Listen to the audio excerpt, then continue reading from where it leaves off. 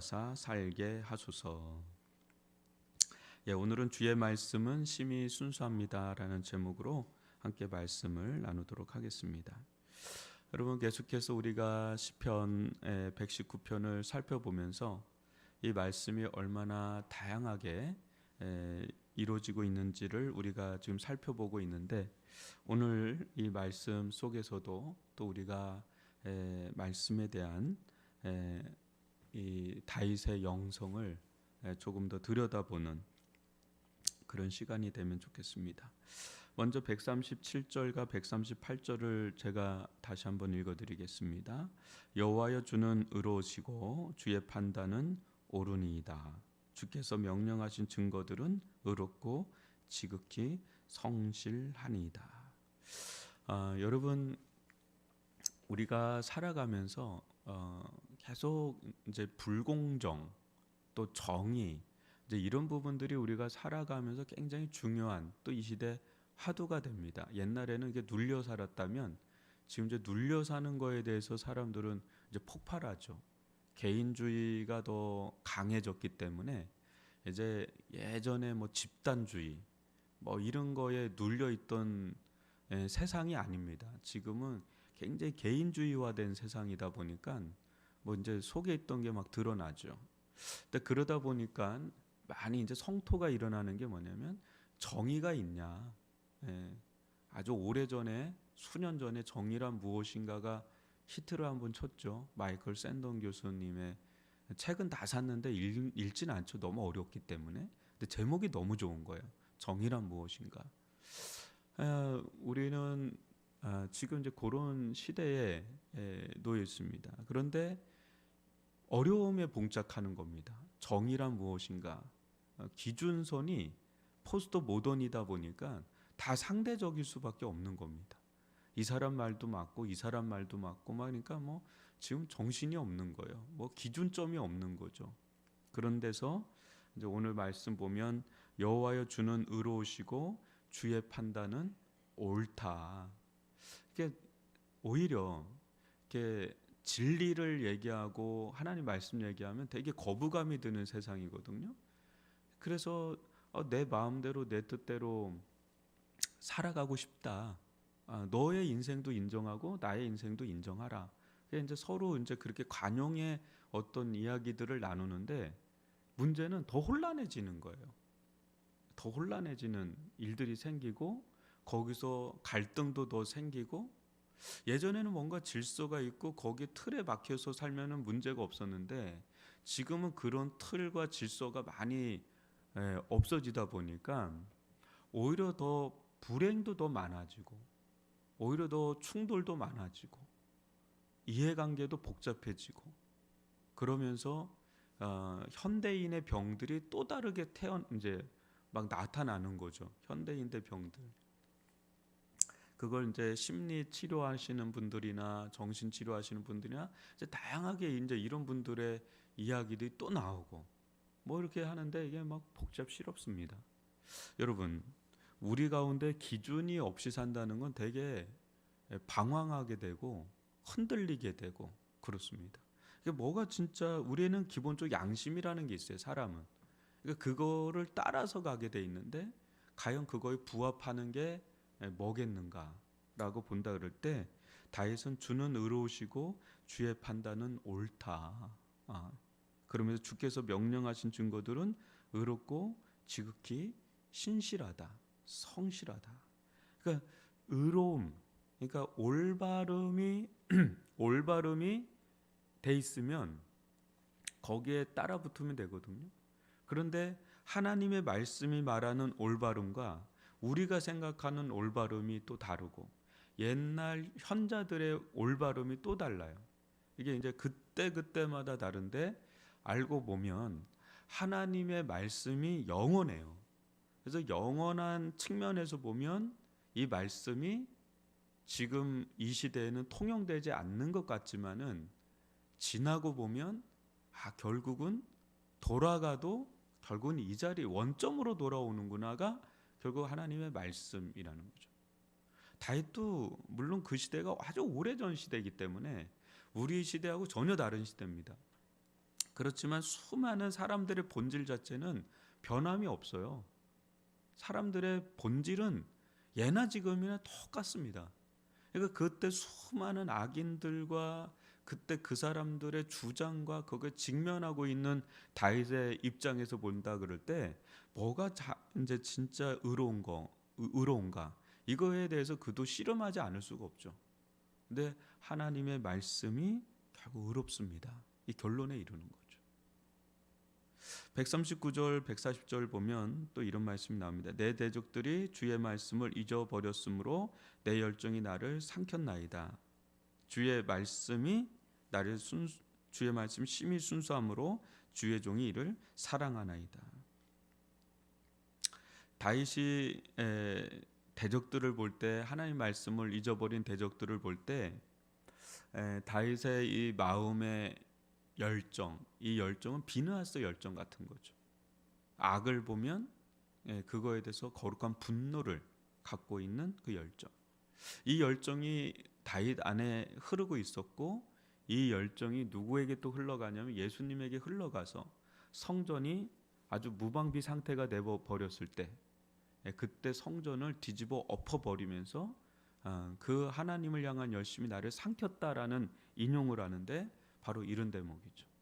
하나님의 말씀을 잊어버린 대적들을 향한 거룩한 분노, 그 열정이 자기를 삼켜버릴 때, 그때 취하는 행동들이 나타나는 거죠. 이런 부분은 실은 개혁을 일으키고 거룩한 분노는 필요합니다. 이게 그건 개혁을 일으키고 변화를 추구하게 되고 개선을 하게 되니까요. 주의 말씀이 심히 순수함으로 주의 종이 이를 사랑하나이다. 여러분, 이 세상에서 순전함, 순수함, 거기에 잡티 하나 있지 않고 어떤 뭐랄까요? 거기에 찢기가 전혀 없는, 뭐 우리 100% 순금 뭐 이런 얘기 하는데 진짜 아주 순수한 게, 사람도 아주 순수한 사람 좋아하잖아요.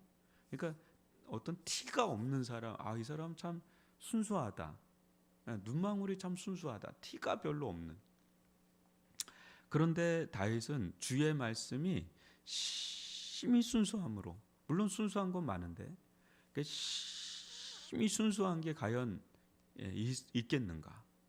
그러니까 거기에 거짓이 없고 악의가 없고 조금의 어떤 티가 없는 그런 순수한 그런 것이 이 세상에 있나라고 본다 그럴 때 주의 말씀이 심히 순수하다. 여러분, 순수한 사람을 만난다는 것은 거의 드물어요. 나도 순수하지 않잖아요. 우리 자신도 계속 덜어내잖아요. 우리가 기도하는 이유가 뭐예요? 내 안에 잡티, 내 안에 불순물들을 제거하려고 기도하는 게 많거든요. 자꾸 덜어내는 거. 왜냐? 계속 올라오니까. 계속 올라오고 퍼내도 또 올라오고. 저는 이렇게 국을 끓일 때 저도 음식을 합니다. 근데 국을 끓일 때 보면 된장을 이렇게 풀면 뭐가 뽀글뽀글하면서 뭐가 올라오잖아요. 그런 전 그게 그렇게 좀 싫어요. 그런 게 이렇게 그게 뭐 같아요. 그래서 그렇게 숟가락이나 국자로 이렇게 좀 덜어냅니다. 근데 이렇게 사골도 그렇잖아요. 이렇게 하면 뭐가 꼬여요. 그러면 그거 이렇게 좀 덜어내고 또 하면 또 올라오더라고요. 또 덜어내고 이렇게 하다 보면 어느 순간 이게 맑으면 그때 그게 그런 거예요. 우리들 가운데도 이렇게 뽀글뽀글하게 또 올라옵니다. 또 하루 이렇게 뭐 성령 충만하게 시작한 것 같은데 뭐가 또 이제 올라옵니다. 그거 또 걸어내고 그렇게 해도 우리들 안에 아주 순수함이라는 걸 얻기가 쉽진 않은데, 여러분, 하나님의 말씀은 심히 순수한 거죠. 이게 겉으로 볼 때는 별거 아닌 것 같은데 들어가서 들여다볼수록 하나님의 말씀처럼 순수한 게 없고요. 너무 순수하다 보니까 이게 마치 거울이에요. 그러니까 이 앞에 설 때만이 우리의 거짓됨과 악의가 드러나요. 이렇게 볼 땐 꽤 괜찮은 사람이거든요. 그렇지만 사람들하고의 관계에서는 꽤 괜찮은 사람이지만 자만할 수가 없어요. 그리고 의로울 수가 없어요. 왜?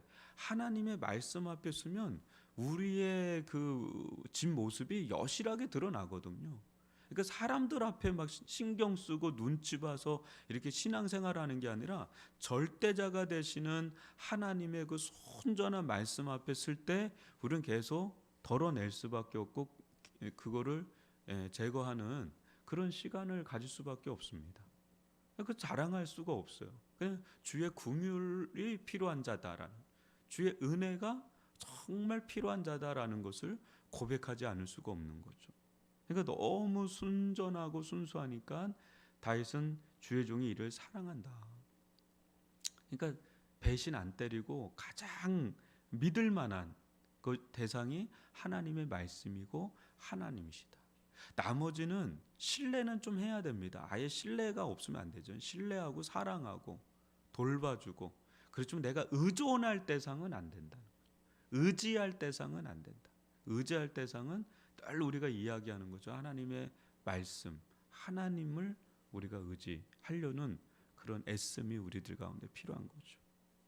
41절 42절도 보면 내가 미천한 멸시를 당하였으나 주의 법들을 잊지 아니하였나이다. 주의 의는 영원한 의요 주의 율법은 진리로소이다. 여기도 계속 다윗은 고백을 하는 거죠.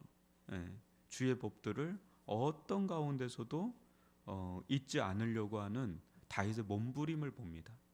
그 사람이 멸시를 당하면 정말 자존감 뚝뚝 떨어지거든요. 무시당하고 멸시당하고 하면 그냥 내 가치를 그냥 깎아내리는 거기 때문에 거기에 그냥 묶여버려요.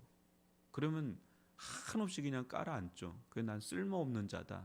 나는 정말 실패한 자다. 내가 뭘 할 수 있겠나 하면서 자기 가치를 이렇게 그 사람의 말에, 그 악인들의 말에 그냥 동조가 돼서 거기에 아멘이 되는 거죠. 그래, 네 말이 맞다. 아멘 하면서 자꾸 나를 깎아내리는 거죠.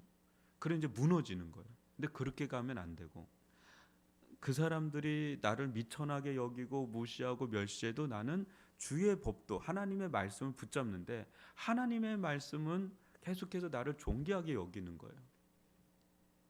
여러분, 법을 저는 공부를 하지 않았지만 법을 전공하다가 예수를 만난 분들의 이야기를 들어보면, 이게 법을 아는 사람들은 이제 해박하잖아요. 그리고 법 역사를 알잖아요. 근데 그런 사람들이 다 이구동성으로 하는 얘기가 뭐냐면, 서구라파의 법이라든지 일본 메이신 유신 때 들어온 법이라든지 그 법이 우리나라로 들어오고, 이 모든 걸 종합해 보면 현대법 있잖아요. 현대 미국 사회라든지 유럽 사회, 지금 이제 개정이 많이 돼서 많이 변질됐지만 원래 오리지널한 법들은 다 기독교의 사상이 들어가 있지 않은 법이 하나도 없어요. 그때 기독교의 사상이 들어가서 만드는 거는 평등입니다. 자유고, 그리고 인권의 존중이에요. 그러니까 기독교가 들어오면서 남녀 평등이 들어와요, 여러분. 군산인가 어디 가면은요, 기역자 교회가 있습니다. 기역자 교회. 왜 기역자인지 아세요? 그 같은 교회 예배당인데 옛날 한옥이잖아요. 그때만 해도요, 남녀 구분이 있었어요. 커튼 치고선에 천막 치고 예배 드렸어요. 근데 그런 것들이 무너지는 거예요. 먼저 교회 안에서. 교회도 처음에는 유교 사상이 강력하게 들어 있었거든요. 근데 복음이 강력하게 역사니까 이제는 그 천이 없어지고요. 그리고 종이었던 하인이었던 노예였던 사람이 장로가 됩니다. 그리고 목사가 됩니다. 그리고 주인이었던 그런 사람이 이제 장로가 돼서 종의 목사가 돼서 주의 종이라고 해서 섬겨요. 그게 어떻게 가능하겠어요? 다 이 기독교의 말씀 안에서 가능한 거예요. 지금은 이게 이제 보편화돼서 우리는 뭐 사회 때문에 이렇게 됐다고 생각하는데 안 그래요. 그 토대가 다 기독교예요. 이거에 대해서 역사적으로 이제 모르기 때문에 이제 그런가 보다 하지만요.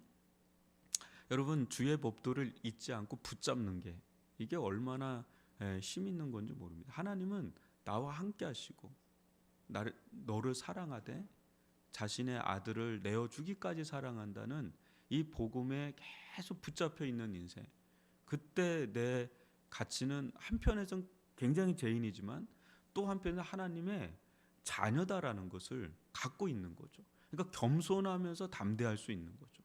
겸손하면서도 존귀함을 가질 수 있는 사람. 이게 복음이 가져다주는 능력이거든. 주의 의는 영원한 의요 주의 율법은 진리이기 때문에 이제 이걸 굳게 붙잡는 그런 다윗의 모습을 보게 됩니다. 43절, 44절, 143절, 144절 보면 환난과 우환이 내게 미쳤으나 주의 계명은 나의 즐거움이니이다. 뭐 이런 말씀 보면 또 열등감 빠지죠. 나는 환난과 우환에 미치면 주의 말씀 그냥 던져 놓는데 아유 이제 귀찮다 하고 그냥 거기에 이렇게 막 머리가 아픈데 오히려 다윗은 환난과 우환이 미칠 때 주의 말씀에서 즐거움을 얻고 있었다. 이건 굉장한 파워죠. 굉장한 힘이죠. 어떻게 환난 속에서 즐거워할 수 있나? 우환 속에서 어떻게 즐거워할 수 있나? 어떻게 이게 공존할 수 있나? 공존할 수 없잖아요. 여러분 환난이 미치거나 우환이 미치면 고민, 고통, 우울, 슬픔, 뭐 주눅들음, 위기소침, 뭐 절망, 낙심, 뭐 이런 단어들로 꽉 차게 되고 무기력, 무력함, 뭐 이런 단어들로 꽉 차지 기쁨, 즐거움, 뭐 환희, 뭐 이런 거를 같이 있기는 어렵잖아요, 그죠? 그런데 다윗은 그게 미쳤을 때 계속해서 즐거움을 공급해주는 그 공급처가 있는데 그게 하나님 말씀이었다. 이렇게 고백을 하면서 이것이 이제 힘이 돼서 그 어려운 시기를 통과해 나아갈 수가 있는 힘의 근간이 돼버리는 거죠. 주의 증거들은 영원히 의로우시니 나로 하여금 깨닫게 하사 살게 하소서.